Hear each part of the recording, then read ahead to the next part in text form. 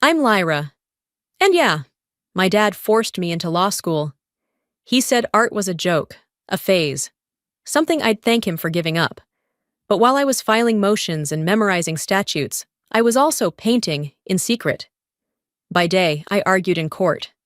By night, I sold canvases for thousands, until one of them ended up hanging in my law firm, and no one knew it was mine. But what happens when your double life isn't just discovered, it's betrayed? By someone in your own family? And when the man who silenced your dreams. The win that didn't feel like one. They say winning feels like champagne, fireworks, justice. It didn't feel like anything. I stood in a downtown Seattle courtroom, accepting congratulations like a robot in heels. Smiles, handshakes, pats on the back. Another clean win for Ren, someone joked. I smiled. Cold, perfect. Glassy, uncracked. Inside, I felt nothing. We'd just won a huge corporate liability case, the kind that lands headlines and padded invoices. But all I felt was a numb, aching quiet. No pride, no joy, just silence. The hum of fluorescent lights, the scrape of chairs, my heels clicking on marble as I left. The elevator ride down was still. Outside the glass, the city moved. Umbrellas, coffee cups, rush hour blurs. And I wondered, not for the first time, who I could have been if I hadn't become this. Not Lyra Wren, legal prodigy. Not Judge Wren's daughter. Just Lyra. But that version of me had been killed years ago, silently, without a fight. The courtroom wasn't justice. It was a cage, polished, prestigious, but a cage all the same. Back in my office, I stared at my framed degrees. University of Washington, Yale Law, honors, my name engraved on plaques. Once I thought they mattered. Now they felt like tombstones, markers of the girl I used to be. I never chose this path. I complied. I performed. Because in a family like mine, where both parents are legal giants, deviation is disobedience. I remember when I tried. I was 17 when CalArts offered me a full scholarship. I'd been accepted into their visual arts program, one of the youngest in the country. I came home clutching that letter like a lifeline. Dad was reading the Wall Street Journal. Mom was grading papers. I got in, I said. He didn't look up. Into what? California Institute of the Arts, full ride. They said I was one of their top applicants. He finally took the letter, read it, then tore it in half. Clean, slow. Mom didn't flinch. We don't raise daydreamers, he said. Art isn't a career. It's a phase, or a fast track to failure. Then he walked out. Just like that, my future, ripped apart in his hands. I didn't argue. I folded. Enrolled in pre-law at UW. Burned my sketchbooks. Buried my dreams. But something small survived. A flicker that whispered, "You're more than this." That whisper turned into a scream the day I overheard my supervisor outside my office. She was next in line, he said, but someone in her family stepped in, quietly advised against it. Said she was unstable, too distracted. I knew who he meant. My father, still pulling strings, still deciding which doors I was allowed to walk through. The betrayal cracked something in me. I didn't confront him. He'd just spin it as concern. That's how men like him disguise control as love. That night, I drove. Across the bridge. To a warehouse only I knew about. My secret studio.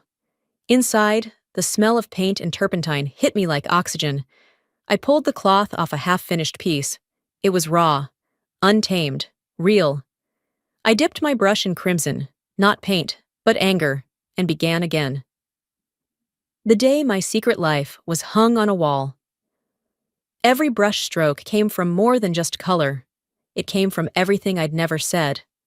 From every line my father crossed, every silence my mother kept. From every truth I buried beneath court winds, designer heels, and emotionless smiles. I painted until my arms went numb, until my chest stopped hurting, until I could breathe again. By sunrise, the light bled through cracked warehouse windows. My hands were stained red, gold, violet. I didn't clean up. I just stared at the canvas. Messy, raw, honest. For once, it reflected what I actually felt. Then I did what I always do. I washed my hands, pulled my hair into a tight bun, changed into a navy pantsuit, covered the exhaustion under my eyes, became the version of myself the world expects. At Ravenhill Law Group, the morning smelled like espresso and tension. I got in early, less noise, fewer questions. My assistant, Josh, glanced up as I passed. "Morning, did you see the new art in reception?" I paused. "New art?" He nodded. "Yeah, came in late yesterday. Donated by some anonymous client. Abstract, kinda intense." My stomach dropped. "What does it look like?" He shrugged. "Big. Moody. Like someone had a lot going on." I walked off before I could ask more, heels echoing down the hall, heartbeat racing. It couldn't be. No way. But when I turned the corner into the main lobby, I stopped cold. There it was. Veil of the Unspoken. My painting. Hung right beneath the firm's logo, framed between photos of the founding partners and a marble statue of Lady Justice. No one else knew. No one could possibly recognize it. But I did. I knew every line, every buried symbol, every uneven brushstroke. It was mine. Signed, Aurora Knight. I felt like I was staring at a secret weapon, one made from my own heart. And now, it was out in the open. No one batted an eye. The receptionist sipped her latte. 2 interns whispered about a deposition. Business as usual. But it wasn't usual. It was either a coincidence or a warning. I stepped closer. There it was. The flaw I'd always meant to fix. That sharp twist in the center.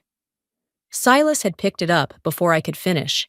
He'd sold it at auction last month. I never asked who bought it. Now I knew. That night, I did something I hadn't done in months. I went to my parents' house. Dinner was perfect. Rosemary chicken, wild rice, silence dressed in civility. The kind of meal where nothing is said and everything is implied. After dessert, my mother noticed something sticking out of my tote bag. A folded flyer from a gallery show. She pulled it out before I could stop her. Her eyes scanned the design, then landed on me. "This looks familiar." I smiled like I'd rehearsed it. "Just a modern art exhibit I walked by. Thought it looked cool." She said nothing. Just stared. Long. Quiet. That's her way. She doesn't accuse. She lets silence bruise you instead. We didn't talk about it again, but the air between us turned colder than the wine she didn't finish. Later, back home, I lay on my bed and stared at the ceiling. The day had undone me, piece by piece. The painting, the way my mother looked at me. And then, my phone buzzed. It was Silas. "Aurora's next piece is getting attention. A reporter asked if there's a legal world connection. Be careful." My chest tightened. Not from fear, but something heavier. Dread. I didn't respond. Just stared at the screen. The life I'd built in secret was cracking open, and the people who taught me to hide? They might be the first to expose me. The walls weren't just closing in. They were turning into mirrors. And everywhere I turned, I caught my own reflection staring back like a threat. I knew it the moment I stepped into the Ravenhill Auditorium for our annual internal legal debate. Everyone was watching me just a second too long, their curiosity dressed in polite grins and 2 casual glances. Something in the air felt off, lighter on the surface, tighter underneath. I had been paired against Clara Red, a junior partner with a jawline sharp enough to slice through glass, and a personality even colder. She always smiled with her mouth, never her eyes. And she was always watching. The topic was dry, statutory interpretation in wrongful termination cases, but I saw an opportunity, a way to shift the usual lifeless back and forth. Maybe a sliver of rebellion through creativity. Maybe a test. Could I bring a piece of the real me into this sterile world? When it was my turn, I stood up straight, ignored the knot in my stomach, and began. My voice was steady. I'd like to propose we consider this not just through legal precedents, but through visual perspective. Think of a courtroom as a canvas. A few heads tilted. Clara raised an eyebrow. Where each side presents not only facts, but perception, color, contrast, scale. Law is logic, yes, but it's also how the human eye. Excuse me? A voice cut through. It was Harvey Dunn, one of the firm's founders, and, more importantly, my father's longtime friend. He leaned back in his chair, arms folded. His tone wasn't harsh, but it didn't have to be. This is a courtroom, not a canvas, Ms. Wren. There was a flicker of amusement in the room. A few people smiled. Clara didn't smile. She smirked. I held my ground. With respect, Mr. Dunn, the law is about interpretation, how we present arguments, how we frame narratives. It's spare us the poetic flair, he said, louder this time. We deal in fact, not feelings. Leave the metaphors for the artists. My chest burned. I could feel the blood rushing to my face, could hear the silence wrap around me like a noose.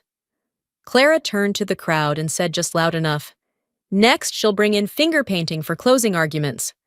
There was laughter. Software. Cruel. I opened my mouth, but nothing came out. My throat locked. My hands trembled at my sides. "Thank you, Ms. Wren," Harvey said, waving dismissively. "Let's proceed." And that was it. My turn was over.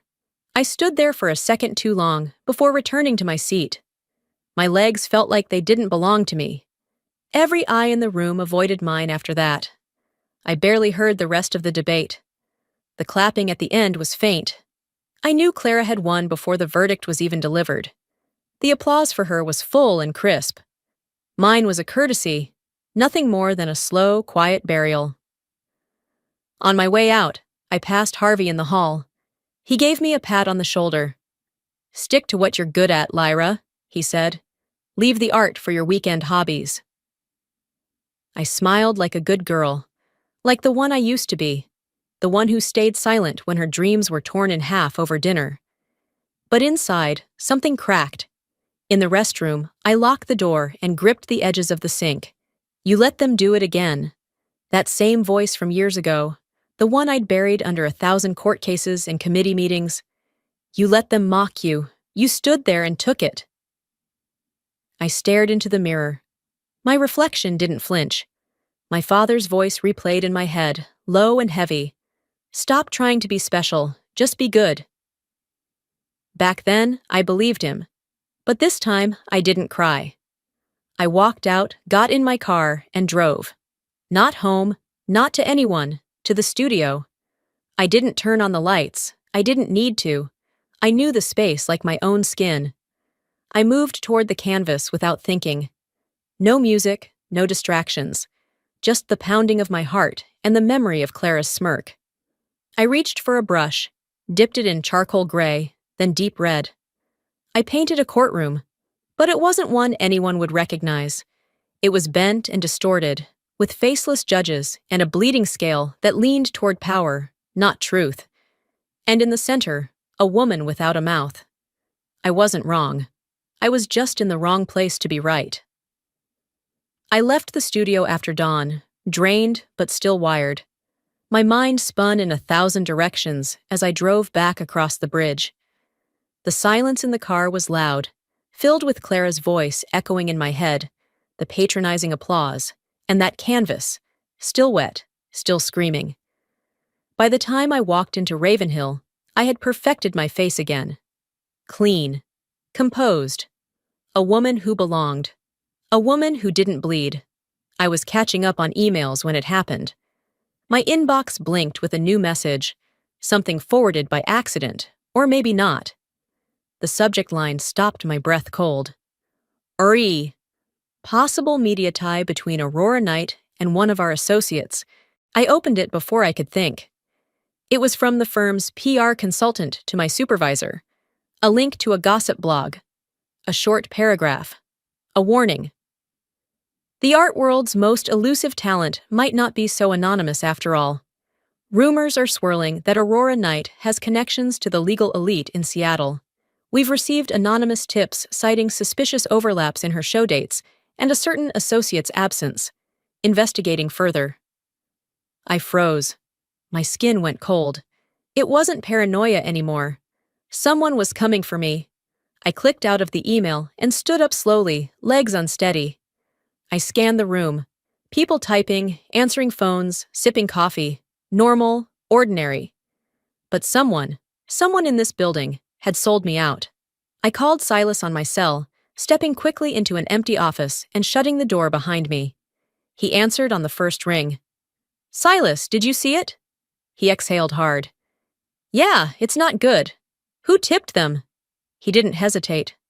"Anonymous submission, but whoever it is, they did their homework. They cross-referenced Aurora Knight exhibit schedules with your firm calendar, canceled hearings, even pulled timestamps from public transportation logs." "What the hell?" "This is surgical, Lyra. Whoever this is, they want you exposed. They want it loud." My heart pounded. There were only a handful of people who could have pulled something like this. Clara. Maybe Josh, though I doubted it. He was careless, not cruel. "I know who I'd bet on," I muttered. Silas was quiet, then said, "You need to start thinking about damage control." This story's not going away on its own.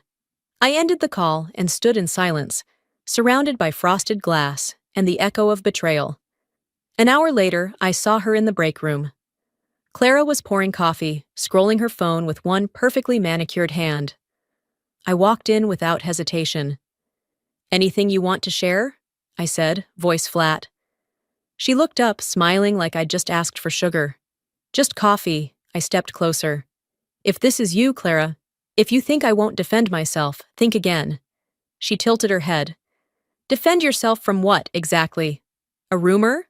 A few dots connected by bored bloggers?" I didn't blink. "Try me."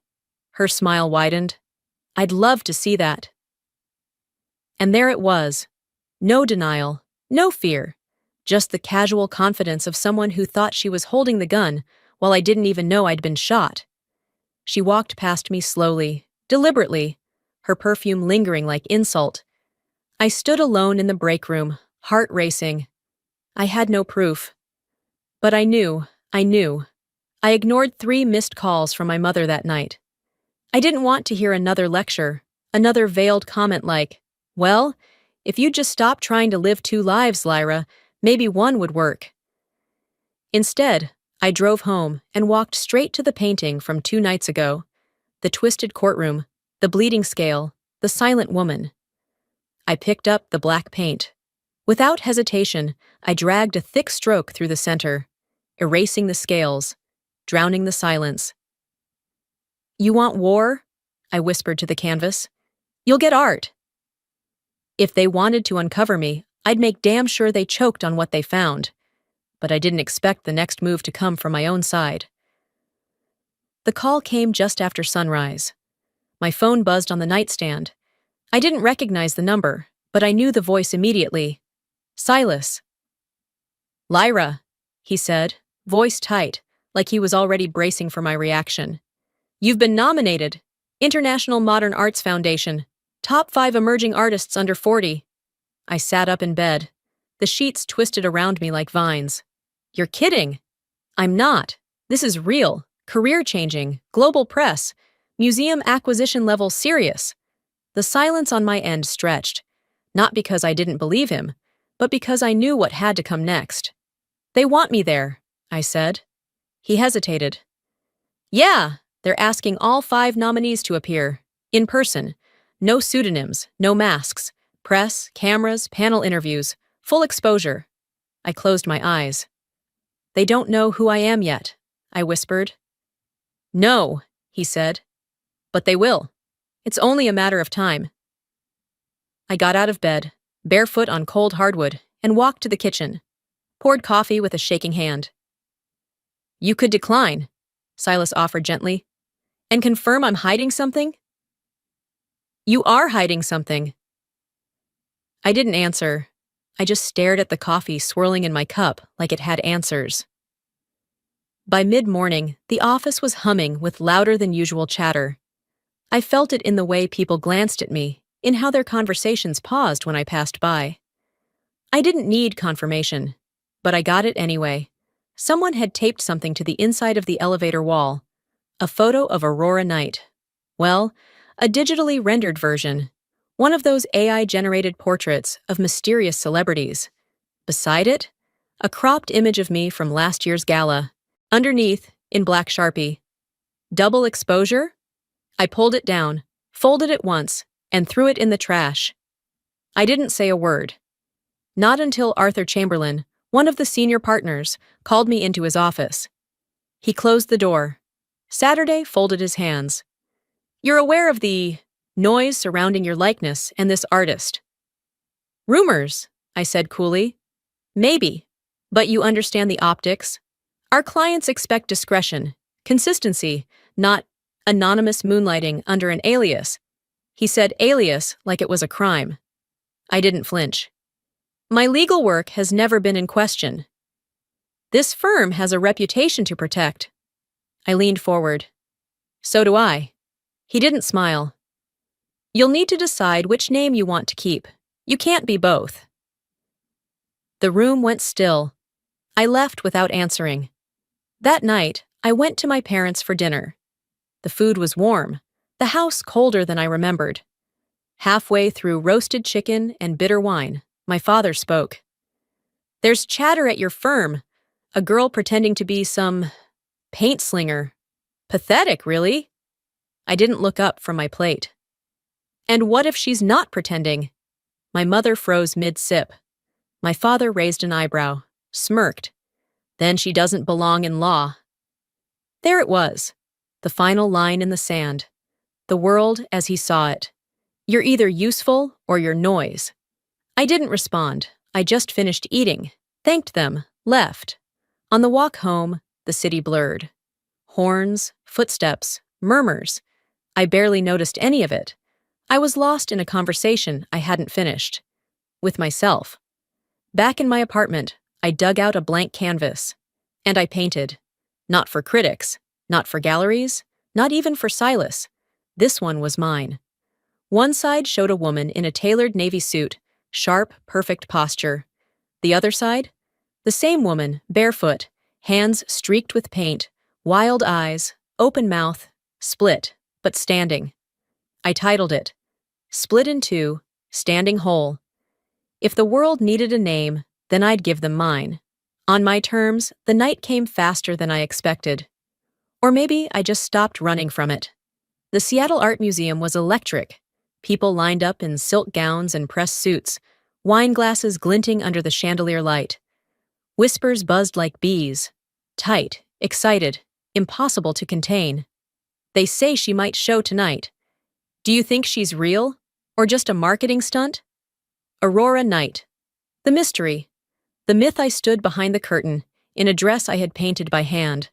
Brushstroke by brushstroke, sleepless night after sleepless night. It wasn't just fabric, it was armor. My truth stitched in color. Silas found me seconds before showtime. He looked at me like a man standing in the eye of a hurricane. "Lyra, you don't have to do this." I smiled at him. "I do, and I'm not doing it for them. I'm doing it for me." He exhaled. "They're out there. Press, critics, gallery owners, everyone who said you couldn't exist without a mask." "Let them look," I said. "I'm done hiding." The lights dimmed. A hush spread across the gallery floor like a wave receding before the storm. On stage, the museum director stepped up to the mic. "Ladies and gentlemen, tonight we honor not just art, but the courage to reveal. For the first time ever, the artist known as Aurora Night will appear in person." Gasps, murmurs, heads turning, then silence. I stepped out. The lights hit me all at once. So did the camera flashes. A dozen bulbs burst like fireworks, painting my face in bursts of white. I didn't flinch. "My name," I said into the microphone, voice steady, "is Lyra Wren. I am Aurora Night." For a moment, the silence was perfect. Then, shouting, cameras clicking. A woman dropped her wine glass. Someone yelled, "Wait, you're her?" Another, louder, "You can't be both." I raised my chin. "Says who?" The noise grew louder. Reporters threw questions like darts. "How long have you been hiding this? Is your law firm involved? Are your paintings autobiographical?" But before I could answer any of them, I saw him. In the very back of the room. My father. Standing alone, arms crossed, eyes fixed on the massive painting behind me. Split in two, standing whole. He hadn't RSVP'd, hadn't returned a single call since that dinner. But there he was, and when our eyes locked, the whole room fell away. He walked forward. Slowly, deliberately. He stopped in front of the painting, studied it for what felt like hours. Then, without looking at me, he said, "So this is what you've been doing behind my back." I didn't hesitate. This is what I've been doing to survive you." His head turned then. His face was unreadable. "You lied." "No," I said. "I protected what was mine." His eyes narrowed. "You've humiliated yourself." My heart beat once, hard. "No," I said, louder now. "I've freed myself." There it was. Not a performance. Not an explanation. Just truth. I stepped down from the stage, my heels echoing through the stunned silence. I walked through the crowd like I had somewhere better to be. Because I did. Outside, the air was cold, clean, alive. I didn't look back. Let them call it a scandal. I called it liberation. But the cost of liberation has a way of showing up the very next morning, dressed in a suit, clutching paperwork. I arrived at Ravenhill to find a terse email waiting in my inbox. Emergency meeting, 9 a.m. boardroom. No subject, no details. I didn't need them. The boardroom was glass-walled, but emotionally bulletproof. Inside sat Arthur Chamberlain, 2 HR reps I barely knew, and legal counsel for the firm. On the table in front of them was a printed article. Lawyer by day, artist by night. The double life of Lyra Wren. A photo of me at the Seattle Art Museum stood frozen on the cover, flanked by camera flashes and the words scandal, identity, ethics. Arthur didn't smile. He didn't offer me a seat. "You've left us with no alternative," he said flatly. I sat anyway. One of the HR women slid a folder toward me. Neat, heavy, final. Arthur folded his hands. "We're all very impressed with your creative success, but this firm has built its reputation over decades of consistency, discretion, and alignment." I stared at the headline. I didn't touch the folder. "You've put us in a compromised position. Clients are calling. Some are reconsidering representation. We can't have confusion about where your loyalties lie." I raised my eyebrows. "So, what exactly are you asking me to do?" His tone never changed. "You must issue a formal statement disassociating yourself from the Aurora Knight persona. A full retraction, or you may resign. Effective immediately." "And if I do neither?" Arthur's jaw tensed. "Then we will terminate the partnership." The HR rep added gently, like she thought I might cry. "We're not punishing you, Lyra. We're protecting our brand." I laughed once, sharp and tired. "No, you're punishing my freedom." The legal counsel leaned forward. "The waiver is standard. You'll agree not to discuss the firm in the press, and in return, we'll classify your departure as voluntary, clean." I looked at the papers, then at each of their faces. Not one of them saw me. Not really. Just a name on a door. A liability. I stood. "Do you want to know the real scandal?" I said, my voice calm. "It's that I gave this firm everything I had, except the parts of me you never deserved." Arthur didn't reply. I left the folder on the table. No signature, just a name they could no longer control. I walked through the halls of Ravenhill one last time. My box was light. Just a few files, a mug, and a plant I'd already forgotten to water. Some associates looked away. A few whispered. One even muttered, "Guess being famous doesn't pay rent." Clara stood by the elevators. sipping coffee with that same smug curve to her lips. She didn't say anything, neither did I. But as the elevator doors closed, I looked at her. "I gave you everything," I said, just loud enough. "But not all of me. That was your mistake." By the time I reached the parking garage, I wasn't crying. I was burning. I drove straight to my studio. No detours, no music, just rage. Focused, pure. I threw on a smock and didn't bother cleaning the dried paint on my arms from 2 nights ago. I grabbed a canvas, the biggest one I had, and pinned it to the wall. Then I picked up a brush and started without sketching, without rules. I painted a woman in a dark suit, no mouth again. But this time, her hands weren't bound. They were painting the walls around her. The walls looked like courtrooms, offices, boardrooms, and the walls were cracking. I called it gag order. It wasn't subtle, but then again, neither was betrayal. By the time I dropped the brush, I was shaking. But not weak, never that. They wanted me to choose, so I chose the truth, even if it cost me the world they built. But now that the fight had settled, what was left? The gallery buzz had quieted. The press had moved on to newer scandals. Even the hate mail slowed down. I'd won my right to exist on my own terms. Yet, beneath the victory, there was still this hollow ache that pulsed like a bruise. One evening, without thinking, I found myself driving through the old neighborhood, the one with the trimmed hedges and the forced smiles. I didn't call ahead. The porch light was off, but the kitchen window glowed softly. I knocked twice. My mother answered, wearing the same pearl earrings she always did when she wanted to seem more composed than she felt. "Lyra," she said, blinking, "you should have called." "Would you have let me in?" She didn't answer that. Just opened the door wider. The house looked the same.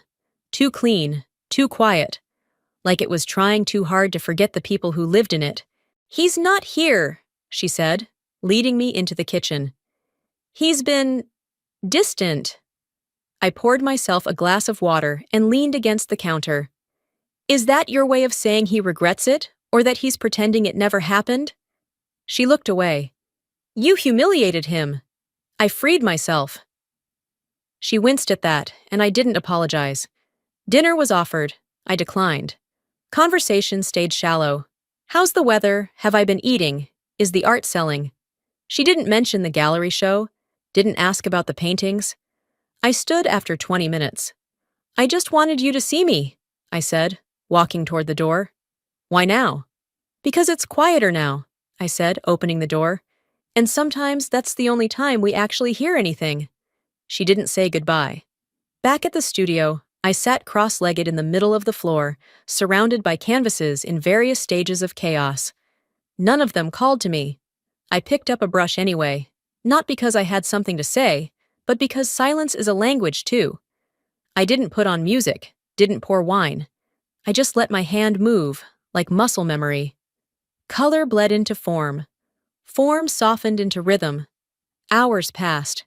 When I stepped back, I didn't even know what I'd painted. I didn't feel better, but I wasn't numb. That was enough. 3 days later, I opened my mailbox and found an envelope. No return address.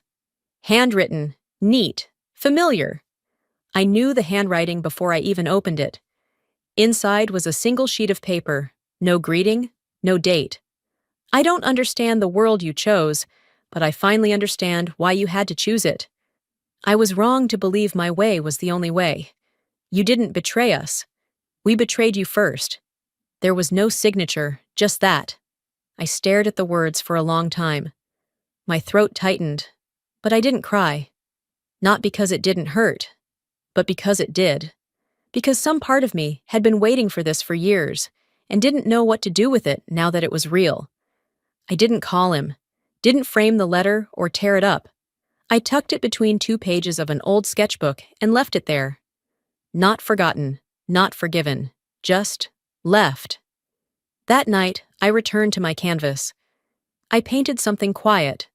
A man standing in shadow, one hand reaching toward a girl wrapped in light. No faces, no names, just the gesture. I called it almost. It wasn't reconciliation, but it was something softer than silence. A year passed like mist. I didn't mark the days with court filings or canvas deadlines anymore. My life no longer lived in halves. I wasn't Lyra at 9 and Aurora at midnight. I was just me, both, neither, more. The invitation went out on a Tuesday. You are cordially invited to Two Names, One Life, a solo exhibition by Lyra Wren, formerly known as Aurora Knight. Beneath that, one simple line. Come see what remains when a life is told whole. The gallery was small, local, no international press, no Fashion Week collectors. Just wood floors, white walls, and the truth. Mine. I stood near the door as people trickled in. Familiar faces, unfamiliar eyes. Some knew me as the fiery debater from law school, others as the ghost painter who refused to be photographed. Some didn't know who I was at all. That was the beauty of it.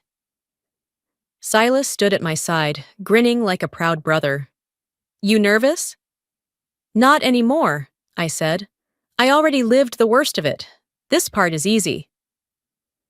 When it came time to speak, I didn't use a mic. The space was intimate. My voice didn't need to be loud to carry. I used to think I had to choose, I told the crowd. Be a daughter or an artist, a lawyer or a rebel. Wear the mask or break it. I looked around, at canvases titled Gag Order, Almost, Split in Two, Standing Whole. But healing doesn't come from breaking things, it comes from becoming whole. This is what it looks like when you stop asking for permission to be yourself. They clapped, not loud, but honest. Later that night, I wandered the floor. My old law professor stopped me. His eyes were glassy. I always wondered why your arguments felt lyrical, he said. Now I know. Even Josh, my former assistant, showed up. He hugged me too long and said, Your paintings punch harder than your depositions ever did. But the biggest surprise? Arthur Chamberlain, standing by gag order, hands in his pockets. You cost us a headline scandal, he said without preamble. I raised an eyebrow. And, he added, you taught the firm something. About courage, about the value of not fitting inside the damn mold. I almost smiled. Almost. At the very end of the night, I spotted him. My father. He stood in the back, near the exit. He didn't come forward, didn't speak, but he stayed.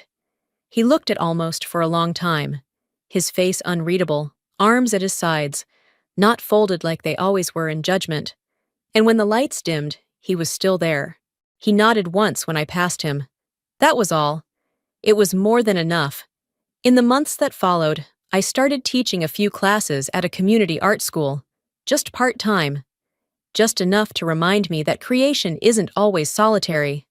I also launched a small foundation, modest, private, quiet, for kids like me, the ones told that their dreams were distractions, that their gifts were impractical. I didn't tell them to rebel, I told them to become whole. The gallery kept one piece at the front entrance, a mirror, framed in walnut, etched with my handwriting. Your story doesn't need permission to be yours. Sometimes I'd catch people reading it with their hands on their chests, like something had landed deep inside. That's what I wanted all along. Not applause, not revenge, just understanding. Back at my studio one evening, I found the painting I had sworn I'd never touch again. My father's verdict. It was still jagged, still raw. A courtroom filled with red. A scale bent toward silence. I didn't repaint it. I just added one thing. My signature. My real name. I was never hiding. I was just waiting for the world to catch up. And if you're still watching, maybe something in my story resonated with yours. I used to believe success meant fitting in. That to be loved, I had to choose one version of myself and silence the rest. But I've learned something far more powerful. Wholeness isn't about choosing between your truths. It's about claiming all of them, even the ones that don't make sense to anyone else. Maybe you're watching this right now, feeling stuck in a life someone else chose for you. Maybe you've buried a dream so deep you don't even say it out loud anymore. I've been there, and I can promise you, there is no peace in pretending, only pressure, only performance. The real power begins the day you stop apologizing for who you are. You don't need to burn your life down to start over. Sometimes all it takes is one brushstroke of honesty. So let me ask you this. Have you ever felt like you were living two lives just to survive? Have you ever been told you had to choose between your passion and your obligations? Tell me in the comments. I want to hear your story. And if this video hit you somewhere real, type 1 in the chat. Or let me know where you're watching from. If it didn't, that's okay too. Tell me why. Let's talk about it. And if you want more stories like this, true, raw, human stories, make sure to subscribe to the channel so you never miss the next chapter. You're not alone, not anymore. And your story? It matters.